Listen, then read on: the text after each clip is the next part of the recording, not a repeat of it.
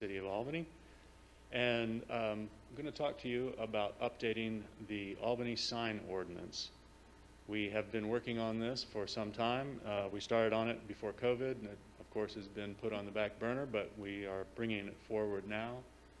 The process, so you all know, is we're putting it out for public comment, and it will go to the Planning Commission in August for their opinion, comments, and then they will forward it on to the City Commission once they're happy with it for approval.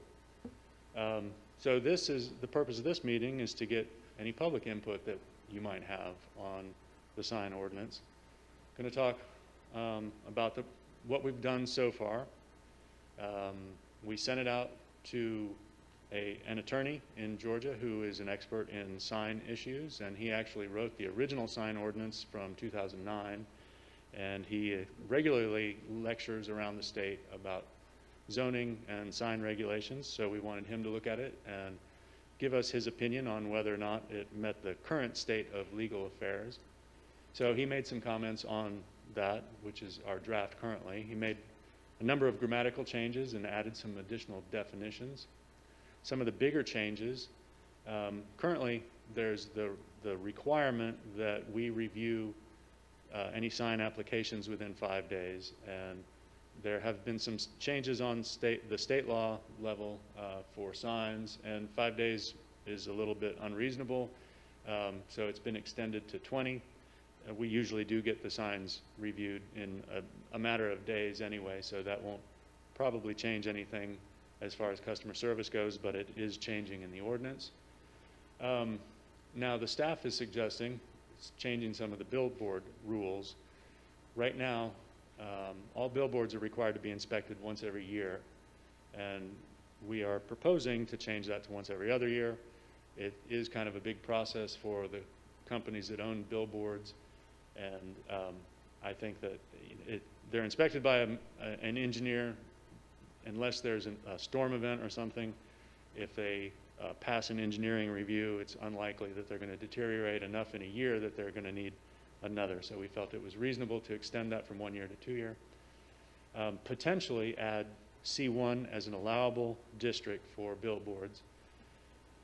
Also, this one I'll talk about a little bit more in a minute, but to increase the number of allowable multi-message billboards from 8 to 10.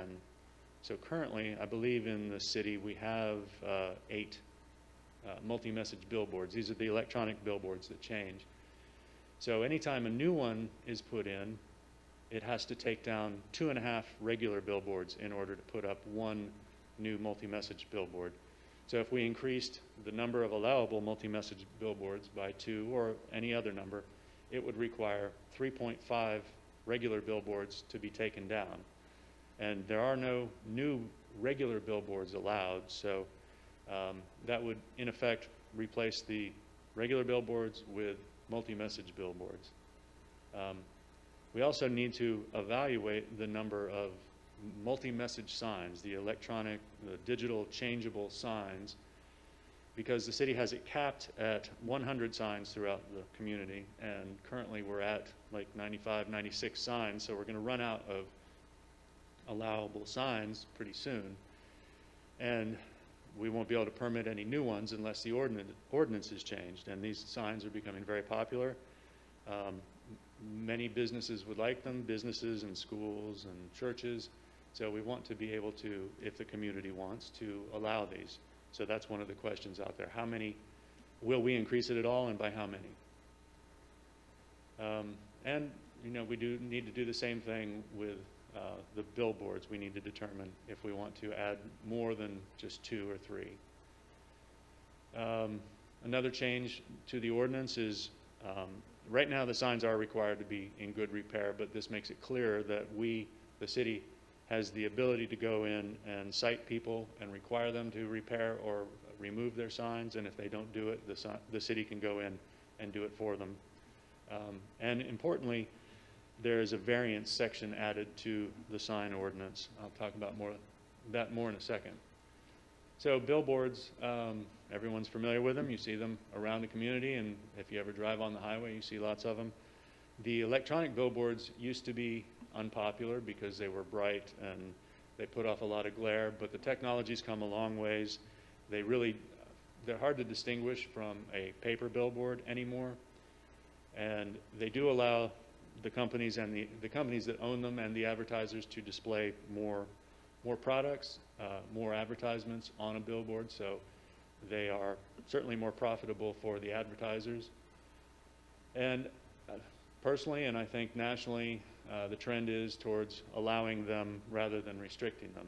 And I think it's probably a good thing if we can get rid of many of the paper, old-fashioned billboards around and replace them with multi-message billboards. Multi-message signs, as I mentioned, are very popular. We do have a current cap on them at 100, and we want to make sure that if the community wants more of them, that we are able to provide those permits. Dilapidated signs, I mentioned that we are increasing the strength of the ordinance for us to require owners to repair or replace them, and if they don't do it, the city has then the authority to go in and remove them. The variance procedure, currently the sign ordinance doesn't have a variance procedure, so if a proposal does not meet the ordinance, it's not allowed, and there's no exceptions to that. But the proposal is to allow a variance procedure, which then, if anybody proposes something that's not allowed, they can make an appeal or request a variance. And this would allow some things like multi-message signs in places that perhaps the ordinance does not allow. It's not in a zoning district that's allowed, but because of the particular situation of the sign, it may be allowable. Or perhaps because of the size of the building, the square footage that is allowed is not big enough because of the distance from the road, so we could allow additional square footage based on the specific situation. So that's being recommended as a positive change.